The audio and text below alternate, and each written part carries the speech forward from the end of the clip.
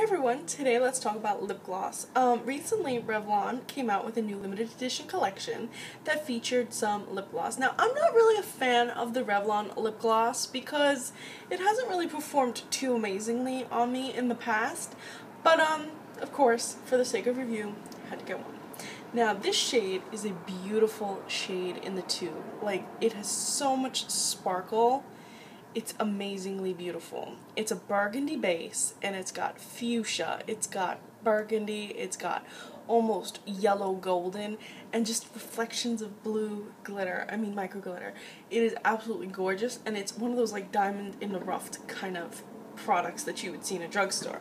Now, unfortunately, what you see in the tube doesn't always transfer too well to the lips.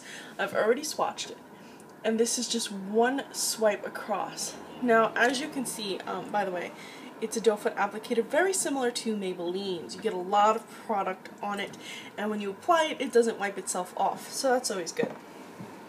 Now, when I applied this on, you can't really see the glitter as much, and it's already settling into the fine lines on my hand, and it's already escaping itself. Like, where you see it swatched straight, it was swatched straight.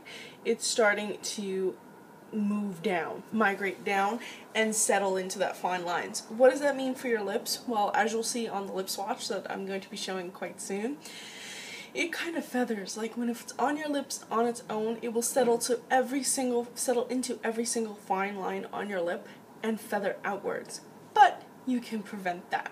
If you are using a lip liner, say something similar to Talk That Talk from the Revlon collection, or even just a dark burgundy, or even brown, or even dark red, any kind of darker liner like that, you place that on your lips and then top your center of your lip, like right here, with just a little bit of this gloss, and you should be good. You'll get that glittery effect, and it won't migrate all over the place because the matte lip pencil will prevent that.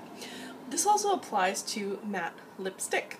I applied this over my lipstick, my matte lipstick, and you'll see in the swatch, and it stayed a lot more in place, and you can actually see the glitter. So on its own, it's not that good, but layered over a matte lipstick or a matte lip pencil, you're fine, you're good to go.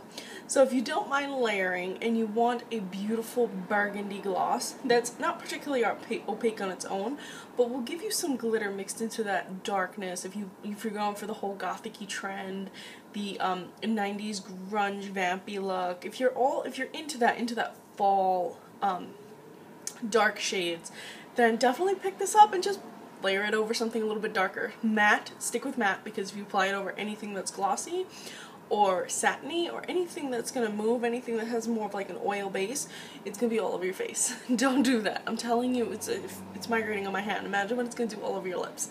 No. Unless you wear this, if you wear this on its own, I would say use a primer on your lips and only apply very little. Very little. If you apply anything more, it's gonna be a mess. Just trust me. It's too slippery. Just way too slippery. You know, lip gloss needs a little bit of tack to stay on your lips. Some people don't prefer that tack, so that's where Revlon comes in, but that also means it's slipping and sliding all over your face. So this shade is called Embellished, and you can pick it up in drugstores. This, in New York City, it's about $9. In other states, it may be $6, $7. So, it's a little pricey for a drugstore.